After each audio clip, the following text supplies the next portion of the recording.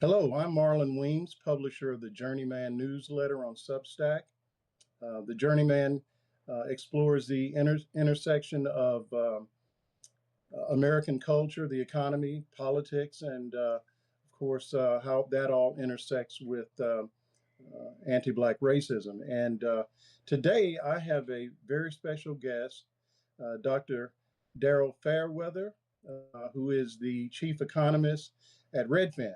And she's been kind enough to carve out some time for us to talk about some of the issues surrounding housing and her new book and how that all intersects or overlaps with the broader economy. So, welcome and thanks so much for giving us a little bit of your time. Yes, thank you for having me. Now, just by way of background, I was so bowled over when I first ran across you because, well, for a couple of things, and I was not aware that you were at Redfin until I saw you on Substack, and I was like, well, okay, who is this? And just, I mean, what a resume. Um, you know, University of Chicago, I believe that's where you received your doctorate. But before that, MIT. And correct me if I'm wrong, you were the first Black woman to receive a doctorate from the University of Chicago, I think. Is that, am I? In economics, from the economics In department. economics, exactly. So, Yes. quite a resume. And I guess before you were before Redfin, you were at Amazon, right? So, Yep. so I'd like to just jump in. I've got a lot of questions that and by way of background, I'm an old school investment guy. I started off in finance back in the early '80s, and my first job was at a firm that specialized in mortgage-backed securities. So that's kind of, when I see what's going on in the market, that's kind of my wheelhouse. So um, I'm interested to know what you think about just this week. We had a raft of economic numbers, and I've heard several different takes on it. I have my own opinion, but I'd like to just sort of turn it over to you to just give us sort of a wide picture of what you think is happening. Yes. So the data that we're getting so far is backward looking data, and it's not going to fully reflect the impacts of tariffs. And also, people or firms knew that these tariffs or anticipated that these tariffs were coming. So, what happened was at the beginning of this year, many firms started importing a lot of goods in anticipation of tariffs. And that is why the economic data is a bit confusing to interpret right now. Like we got a slightly negative GDP print in Q1, but a lot of that had to do with firms instead of producing goods, importing a lot of goods, like them spending their resources on importing rather than production, and that distorted those GDP numbers. And we're still seeing some distortions. Like prices aren't really reflecting the cost of tariffs; they're reflecting the cost of what it takes to like hold these imports in inventory. So it's not necessarily going to reflect what these tariffs are doing to costs in the moment. And I think that's important because it's too soon, really, to know if inflation is going to be a problem for the economy this year. The Fed is anticipating that inflation could remain a problem because of the tariffs. And this backward looking data doesn't really change the position of the Fed because it doesn't say anything about what could happen moving forward. It only tells us what's happened so far.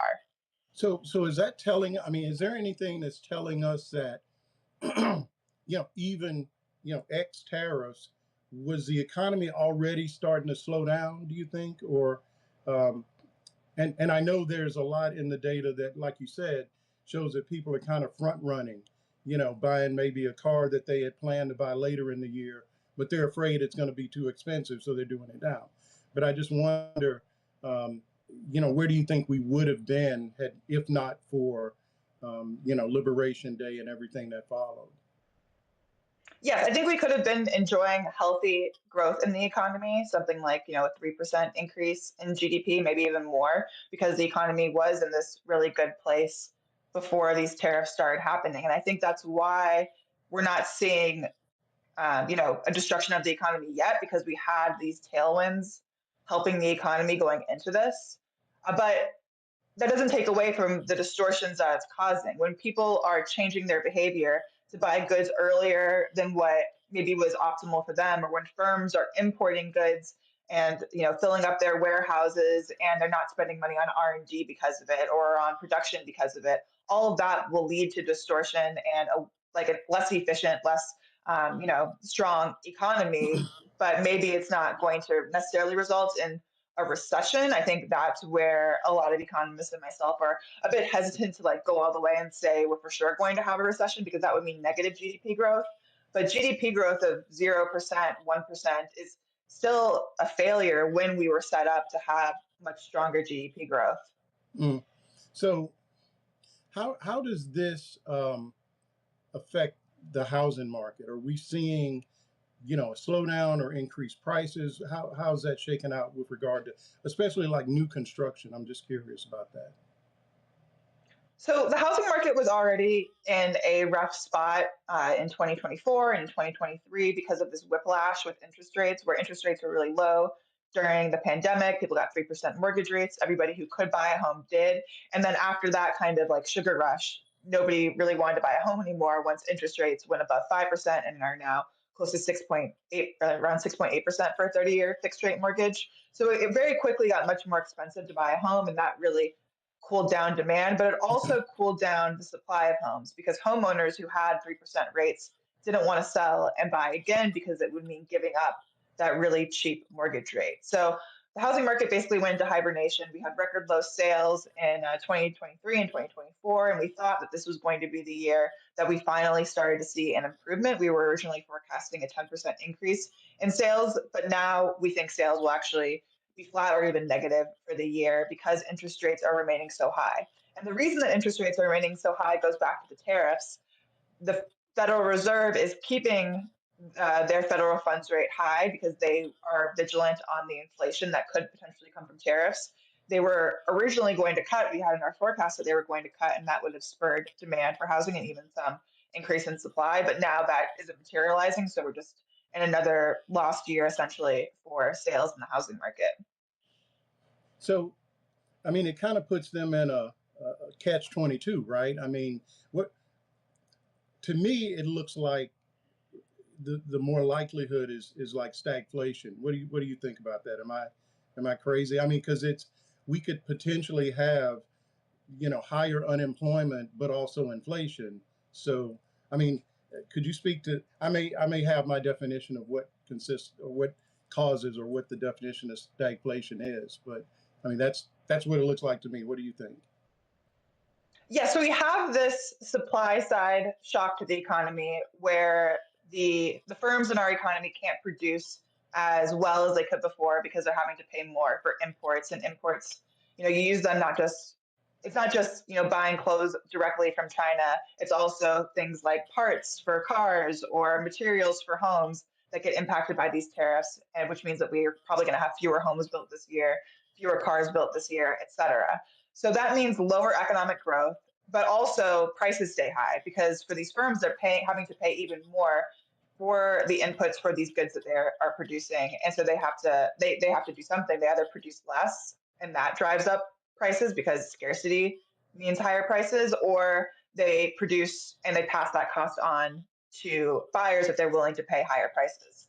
So overall, what we're going to see is less productivity, less output in the economy, and higher prices. But the prices may not actually get that high if the Fed is effective in their role with interest rates. What we might actually get is really high interest rates, which makes it expensive to borrow if you're buying a home or buying a car, which is still kind of like at the end of the day higher cost of living, and higher unemployment on top of that, because when interest rates are high, that means fewer firms are willing to hire less people, and employment is not as high as it would have been. Mm. Are we going to see like? I guess it's still up for debate if we're going to see like high unemployment that we would call bad in pre-COVID times. Like we might just get slightly higher unemployment than what we have now, which is pretty low. And that's something that I think we just have to kind of wait and see. Like how bad is it actually going to get? It's hard to predict that when every other day the tariffs are changing. Like those super high China tariffs, it seems like they're coming down at least for 90 days, but that 90-day thing just adds all this uncertainty all over again. where firms don't know if they need to front run and get all those goods in at this 10% tariff because they might go up later, or are they thinking like tariffs are going to be lower later on because we're having these negotiations? It's like no one Mhm. really knows which way anything's going to go. So one of the things that, again, I've watched a lot of clips of, because I really think they're interesting, and you don't typically hear economists talking in plain English. And one of the things that really jumped out at me was how you said, I think you said the climate change crisis is the housing crisis. Hmm. And I'd like to hear some more about that, because I think that I live on an island in North Carolina, so that is not news to me because we've got expensive housing that nobody can afford, or not the average person, and we're subjected to just, I think if it hasn't started already, hurricane season is just right around the corner. So talk to us more about that. Yeah, so I think that the way that most people are going to start feeling the cost of climate change is through the cost of housing. We are already in a housing shortage. According to Freddie Mac, we're like 4 million housing units short. We've been growing our population and the size of our households and household growth a lot faster than we've been building homes. So they estimate that we're 4 million housing units behind. And what climate change does is it makes housing more expensive because insurance costs go up, home insurance goes up. It can make property taxes more expensive because communities have to raise money to invest in climate resilient infrastructure like new levees or new transit systems that can endure different temperatures than what they were built for. But it also like reduces the stock of housing itself, because when a home is destroyed or damaged, that's a house that is temporarily inhabitable or maybe not inhabitable anymore at all. So all of that exacerbates the housing shortage and the housing affordability crisis. And we're already seeing this in places like California and Florida and coastal places where insurance costs are going up. Florida is actually the weakest housing market right now. It's one of the markets where prices are already coming down. And when we talk to our Redfin agents, what they're talking about is people canceling deals because they didn't know that they needed to invest $50,000 in a new roof just to be able to qualify for insurance. And when that happens, buyers back off. They want to live somewhere else. And we're already seeing the effects of that on values and on demand in Florida and parts of Texas too. I was just going to ask, what parts of the country are more susceptible? I mean, my guess would be California because of the fires, Florida, opposite just every year at least two or three hurricanes. But what about, just internally, the middle part of the country? I mean, what are they subject to experience? Was it flooding, or how does climate change affect that part of the country? So we have data on Redfin from First Street, which is a climate science like forecasting company. And if you look up any property in the country, you can see what the climate scores are. The climate risks or the natural disasters that affect housing the most would be fires, floods, and wind, because that actually like can really severely impact the structure of the home. But even things like heat, for example, when the temperature goes up, that can start to like have erosion, like warp the home itself. Homes are built for very specific climates. Like the kinds of homes that are built in California are not built to endure heavy rains, but they've been having these sporadic heavy rainstorms because of this variability in the climate.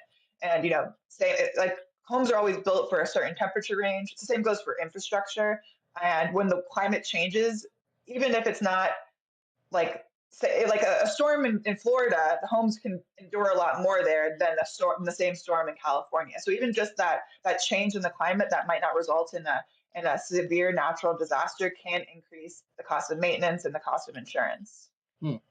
Do you have any projections in terms of, just as it relates to tariffs, incrementally, how much housing prices may go up just because of, I'm just thinking of, we get a lot of lumber from Canada, for example.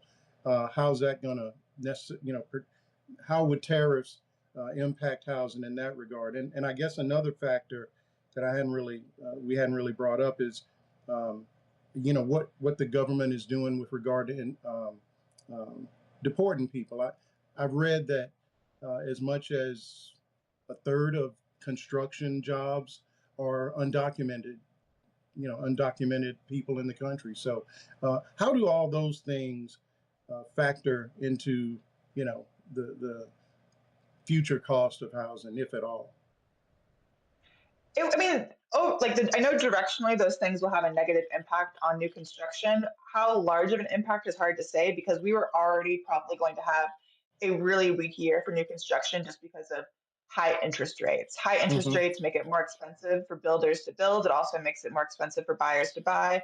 We were coming off of this surge in new construction, especially in the south, in the southern part of the country during COVID, from back when interest rates are low, and those projects are just getting completed now and still sitting vacant, and builders are having a hard time getting buyers to buy them. They're having to offer incentives to get them sold. So I think that new construction was already probably going to be weak. They were already probably going to be scaling back in terms of labor and materials. So it might not have the largest impact this year, but tariffs in the long run, it would definitely hurt the ability of the new construction industry to bounce back from this down cycle that it's in right now.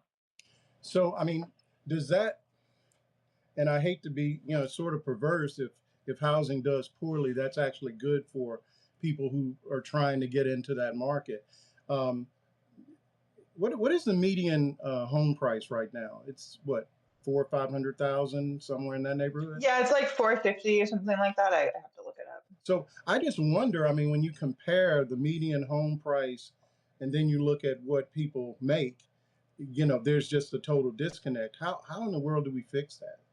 I mean, can we?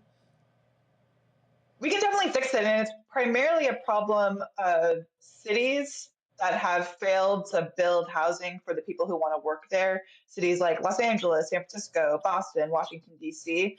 There are so many people who would want to work and live in those cities if they could afford rent and housing, but they have not done a good job of accommodating that. They've zoned areas in these cities for only single family homes when an apartment building or a condo building could house like literally 10, 20, 30 times as many people, depending on how big the tower is.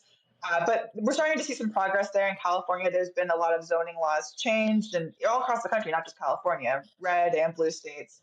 More and more states are getting are adopting this idea that they need to clear the way for builders to build, and they shouldn't be limiting how many homes they can build, especially in these really desirable areas. But at the same time, there's all of these vested interest. Homeowners who live in these single family neighborhoods who don't want to see them change are still fighting tooth and nail to stop development from happening. I know I see this in my area too. I mean, I think it's everywhere that people just, once they buy into a neighborhood, they think that they've bought that neighborhood as it is forever. And that's just not something that anyone's really entitled to, I think. Like, you can control your own plot of land, but that doesn't give you the right to tell another landowner what they can develop, especially if it is so detrimental to the overall economy to have a limited supply of housing and such high housing costs. Mm.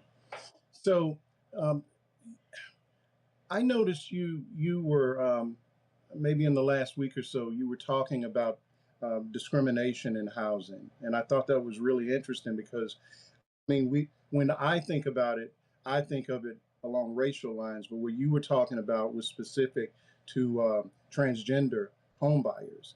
Can you expand on that a little bit? Because it kind of blew me away that it's worked its way into sort of the political conversation, and I'd just like to hear your thoughts on that.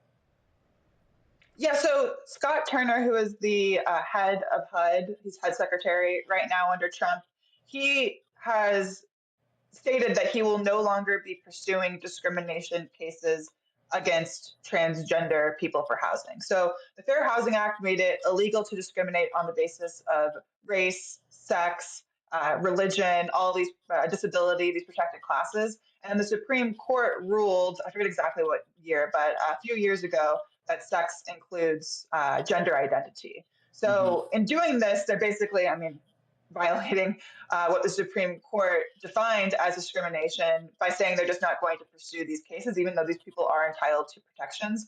It is against the law to evict somebody for being transgender, or to deny somebody a lease for being transgender, or to not sell somebody a house for being transgender. And I think this is really dangerous because, if they're able to not enforce this for transgender people, there's no, there goes the precedent. Then, like, who has housing protections if if the Right. law doesn't mean what It's it a says it proverbial means. slippery slope, I guess you could say, right? Um, I mean, because that it's not much of a jump to racial discrimination or sexual discrimination, whatever the case may be. I'd like to take a few minutes and talk about your book. Um, Yes, Hate the Game. my book. Hate the Yes. Game. And by the way, I'm going to make sure that we post a link so folks can buy your book. But what I thought was interesting was, um, how did Freakonomics inspire you to write this book? I many years ago read Freakonomics, and um, I think they used to have a podcast that kind of was an Yeah, offshoot. they still do. And okay, so I haven't read it in a while, but I just thought the comparison was pretty interesting. And if you can just kind of give us the background, what was the inspiration, and how can it help us? Yeah, before reading, so I read Freakonomics when I was on my way to college when I was 17 years old. My dad gave me the book on my way to MIT and said, "Hey, read this." The guy who wrote it graduated from MIT. He got his PhD there, Steve Levitt. And after reading it, it completely changed my view of what economics is. Like I thought economics was about the stock market or it was just about money, but it's really about the reasons behind why people make the decisions that they do and how all of that interplays. And I named the book Hate the Game because this book focuses a lot on game theory, which is like the building blocks of economics. It's that most basic example of two people, interacting with one another. Say it's a buyer and a seller negotiating over the price of a house. That would be something that you would model in game theory. And the price of that house, when a buyer and a seller are negotiating, that's what ends up feeding into the overall prices that we see in the economy.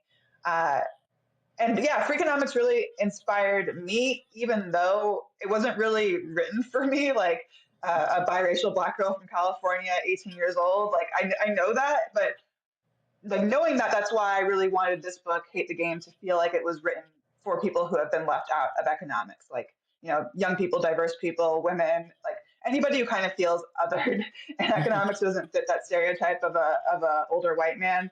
I hope that they see themselves in this book, and I tried to use references that would relate to a more diverse set of people, so that they could feel seen and feel like economics was useful to them, because we really do have this huge underrepresentation problem in the field that you know I hope that this helps with. So when you talk about some of the examples you use, give me an example of an example. I think you used some movie Yeah. references. Am I right? Yeah, so almost all the references that involve people involve a black woman protagonist. So I talk about this movie Two Can Play That Game that stars with A.K.A. Fox. I use a lot of examples about Beyonce. I use an example about Taraji P. Henson negotiating for her salary, one about the track athlete Allison Felix and her Hmm. experiences with pregnancy discrimination. So I really tried to seek out these characters that normally aren't talked about in the context of economics. It as I read, I'm trying. I saw an interview that you did, and I saw it on Substack just a few days ago, and I think College Life or something like that. You did an interview, and Mhm. so I got a chance to read that. College Towns, I think it was that College one. Town, Yeah. thank you. And I thought it was really interesting, in terms of, well, the inspiration, but also how you walk through these examples. And to me, it reminded me a lot of Malcolm Gladwell's Outliers. Mhm. Because that's what he did. He gives these stories about people that are familiar, like Tom Brady and the Beatles and so on. So I would encourage people to go out and buy this book. I've been remiss. I've Thank got you. to buy the book. Now, I'm a big audiobook listener, reader, and so that was where I went first looking for it. And it's not on audiobook, so I I'm don't know if recording there's. the audiobook next week. So Well, I will it wait for should the be coming audiobook then. shortly. Hopefully, it won't take that long to edit. But yeah, I'm literally recording it next week. So hopefully, it'll only be a couple more weeks till you can click and buy it on Amazon. I could get into the economics of why the timeline happened that way, but that would be like an hour long discussion just about publishing. But it's Well, pretty I'm interesting. actually writing a book myself, and just the writing of the book is a whole lot more work than I bit off a lot more than I thought I was going to chew. So it is a complicated industry. But Mhm. I think you've answered a lot of questions, and I hope this has been helpful to our audience. And I would just say this is we're going to make a recording available. Hopefully over the weekend I'll get to work on that. But I really appreciate you taking the time to come and speak with us. And I know you've got a busy schedule, so hopefully, if we've got questions, I know you're on Substack, so maybe we can follow up and use your expertise. But I'm sure we'll all be out buying your book and Great. definitely Yeah. Thank watching. I know. And by the way, folks, follow Dr. Fairweather on TikTok. She's on Instagram, whatever your choice. Blue Sky. I know you're there. So again, you. thanks so much, and we look forward to hearing from you again soon. Great. Thank you for having me. And thanks everyone for coming. All right, take care, folks. Have a good weekend, and we'll see you on the other side. Bye.